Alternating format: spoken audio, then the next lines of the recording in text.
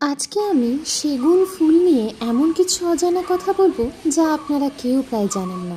আর হ্যাঁ, আজকের ভিডিওতে আমি ব্যাকগ্রাউন্ডে যা শব্দ হবে সেগুলোকে মিউট করব না, কারণ আমি আছি এখন শান্তিপুরে। আর শান্তিপুরে এই তাঁতের শব্দ প্রতিটা অলিতে গলিতে শোনা যায়, আর সাথে তো রয়েছে আমাদের প্রিয় পাখির ডাক। এখন বিষয় হলো, সেগুন গাছ দেখতে অনেক বড় হলেও এর ফুলগুলো হয় কিন্তু ছোট্ট ছোট্ট। আমি এই মুহূর্তে সেগুন গাছটাকে আগে দেখিয়ে নেব।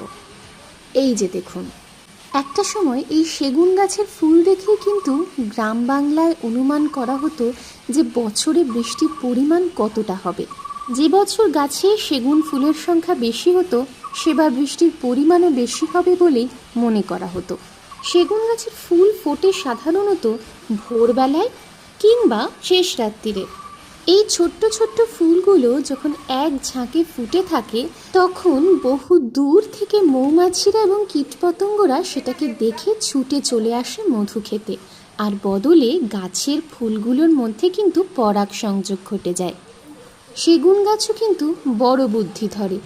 যে ফুলগুলোয় ঠিকমতো পরাগ সংযোগ হয় না, সেই ফুলগুলো তাড়াতাড়ি সে ঝরিয়ে দেয়, কারণ সে জানে এতগুলো ফুল যদি একসাথে ফলে বদলে যায় তাহলে গাছ কিন্তু ঠিকমতো পুষ্টি দিতে পারবে না। আর একটা বিষয় বেশ লক্ষ্য করবার মতন, এই গাছের ফুলের দুটো শিফটে পরাগায়ন ঘটে।